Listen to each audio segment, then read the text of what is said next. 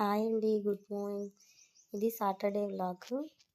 నేను సాటర్డే రోజు ఏమేమి ఫుడ్ తీసుకున్నాను, ఎలా ప్రిపేర్ చేశాను అనేది వీడియో రూపంలో తీసుకొచ్చాను.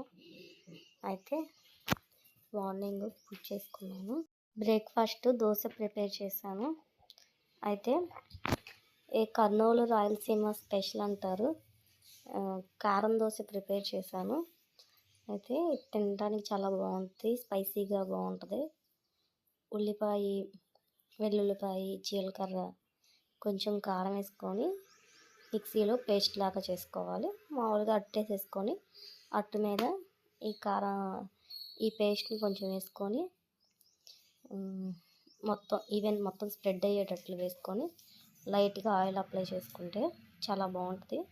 దీని మీద ఎగ్ తినేవాళ్ళు ఎగ్ కూడా వేసుకుంటే చాలా టేస్ట్గా ఉంటుంది. సాటర్డే మేము ఎగ్ తినము, అందుకే ఒకటి కారం దోశ తీసుకున్నాను. అంటే మరీ ఎర్రగా ఉంది, ఎక్కువగా వేసారని కాదు, మనం కారం లైట్గా వేస్తాం కాబట్టి అల్లం వెల్లుల్లిపాయ నెక్స్ట్ ఉల్లిపాయ పేస్టే కాబట్టి పెద్ద కారంగా ఏమనిపించదు, బాగానే ఉంటుంది. కారం తక్కువగా వేసుకోండి, చాలా బాగుంటుంది. ట్రై చేయండి ఒకసారి మీరు కూడా. సాటర్డే సండే ఇలా వేసుకోవడం వల్ల మనకు ఫుడ్ క్రేవింగ్స్ అనేవి కూడా తగ్గుతాయి. ఇది నా టిఫిన్. అయితే ఆఫ్టర్నూన్ లంచ్కి ఈరోజు నేను పుదీనా రైస్ వండాను. అయితే ఇంట్లో ఉన్న అందరికీ ఈ పుదీనా రైస్ ప్రిపేర్ చేశాను. పుదీనా, అల్లం వెల్లుల్లి వేసేసి మిక్సీ పట్టేసి చక్కగా పేస్ట్ లాగా ముద్దలాగా ప్రిపేర్ చేసుకున్నాను. అయితే ఇది తిరగడానికి కొంచెం ఆకులు తిరగవు కాబట్టి కొంచెం వాటర్ యాడ్ చేసుకోండి. వాటర్ యాడ్ చేస్తే ఈజీగా పేస్ట్ అనేది అవుతుంది. ఇలా పేస్ట్ చేసుకోండి. అయితే క్యారెట్లు, బీట్రూట్, బఠానీ, ఉల్లిపాయ అన్నీ తీసుకొని ముందుగా కట్ చేసి పక్కన పెట్టుకోండి. ఒక గిన్నెలో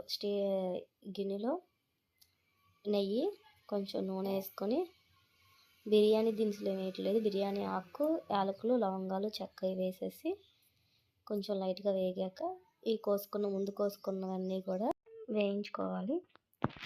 వేయించుకునేటప్పుడు ఎక్కువసేపు కలిదిప్పుకుంటూ ఉండాలి. స్టీల్ గిన్నె కాబట్టి మాడిపోతూ ఉంటుంది.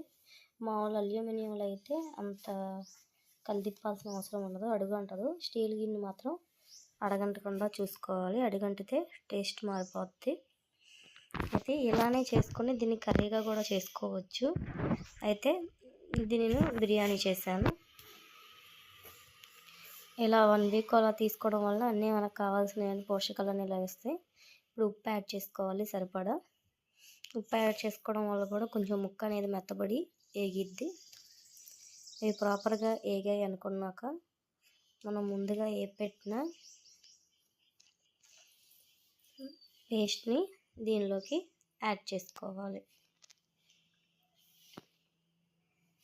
బఠానీ ముందే నానబెట్టుకున్నాను, మటర్ తీసుకున్నాను, బఠానీ కూడా కాదు.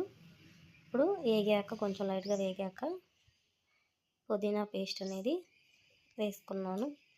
ఇది కూడా పుదీనా స్మెల్ పోయేదాకా వేయించుకోవాలి. మళ్ళీ పచ్చివాసన వస్తే అసలు బాగోదు, మనకు ఆ పచ్చివాసన అనేది పోయేదాకా వేయించుకోవాలి. కొంచెం కొత్తిమీర యాడ్ చేశాను.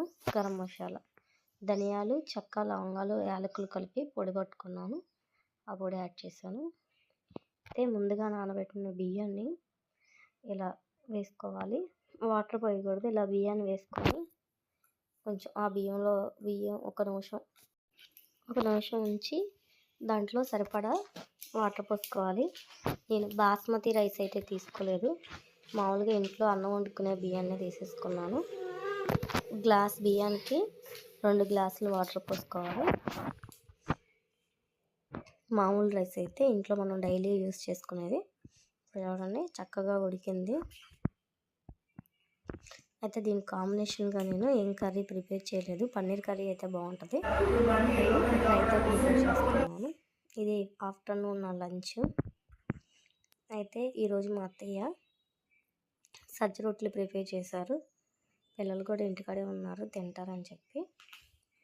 అయితే పిండి కలిపేటప్పుడు నేను వీడియో తీయడం మిస్ అయ్యాను, అందుకే ప్రిపేర్ చేసేటప్పుడు కాల్చేటప్పుడు వేసాను.